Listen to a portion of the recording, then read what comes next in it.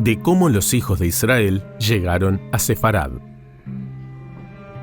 Los hebreos arribaron junto con fenicios, griegos y cartagineses desde el siglo X antes de la Era Común, y especialmente luego de la destrucción del Segundo Templo de Jerusalén en el año 70 de nuestra era.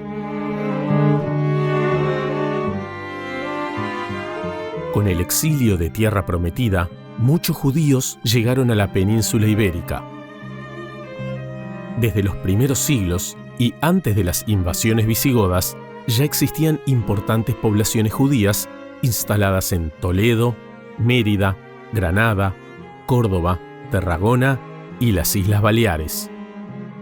En el año 711, cuando las huestes islámicas invaden la península, se inaugura una nueva etapa en el territorio hispánico. Los árabes toleraban a los judíos como gentes de la Biblia, y estos se convirtieron en eficaces auxiliares para el comercio y la administración. Durante toda la Edad Media, los judíos se destacan tanto en Al-Andalus, la España musulmana, como en los reinos cristianos.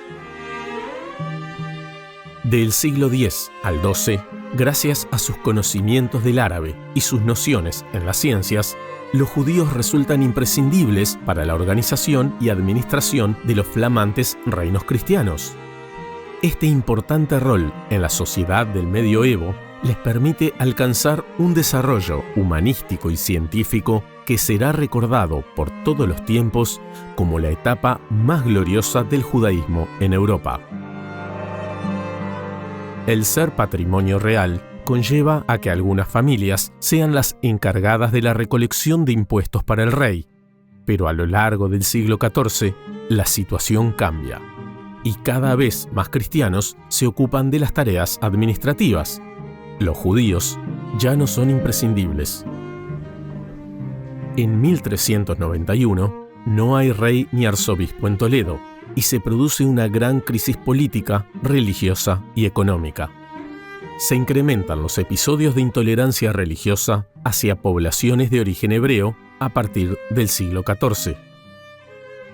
Las calumnias proclamadas corrientemente contra los judíos, acusándoles del envenenamiento del agua, de la peste negra y del asesinato de niños, llegan a su máximo nivel con Fernando Martínez, representante de la diócesis de Sevilla, quien exige que las sinagogas sean destruidas hasta la última piedra. Enfebrecidas, las masas cristianas atacan la judería sevillana. Matar al que se resistiera al bautizo era la orden. El baño de sangre de Sevilla fue solo el inicio. Para salvar su vida, muchos judíos corren a convertirse al cristianismo. Esto generó un imprevisible problema que terminaría dando origen a la creación de la Inquisición en 1480. 1492 representa una de las fechas más trágicas de la historia del pueblo judío. Los reyes católicos, que por entonces celebraban la toma de Granada y con ella el final de la Reconquista, les expulsaban de España. Así, los judíos partieron para siempre, abandonando una tierra a la que se habían entregado por más de 1500 años. El 31 de marzo de 1492 se decreta el edicto de expulsión de los judíos de los reinos de Aragón y Castilla. Todos los judíos que no se sometan a la fe cristiana tienen 3 meses para salir de territorio hispánico. Shalom Aleichem, Malache HaShalom, Malache Elyon.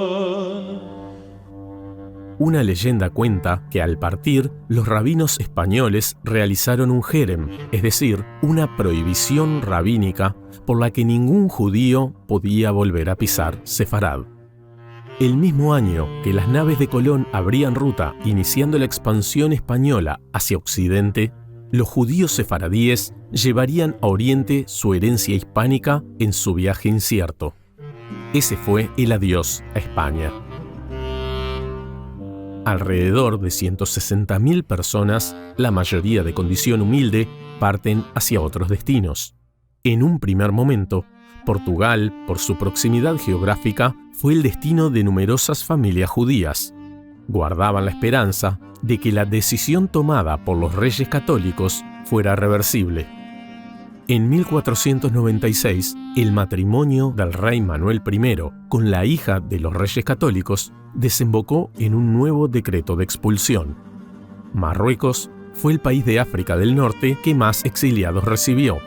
Allí, los sefaradíes reprodujeron los sistemas de organización que tenían en la península.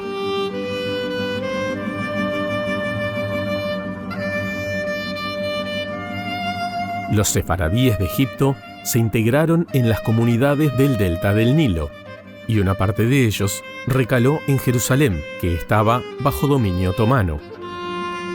Las autoridades de dicho imperio confiaron en los sefaradíes como minoría leal y constructiva. Los sultanes les requirieron como médicos personales, ministros de finanzas y diplomáticos. Gozaron de libertades y fueron animados a desarrollar sus conocimientos.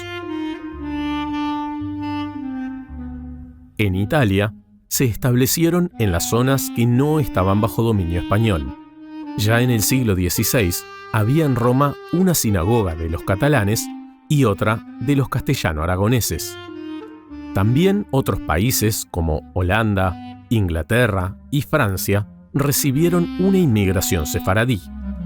Aunque la composición social de estos judíos era muy variada, a todos les unía una lengua común, el judeo-español, síntesis del sentimiento de esa espléndida herencia cultural, social y económica que habían adquirido en la península ibérica.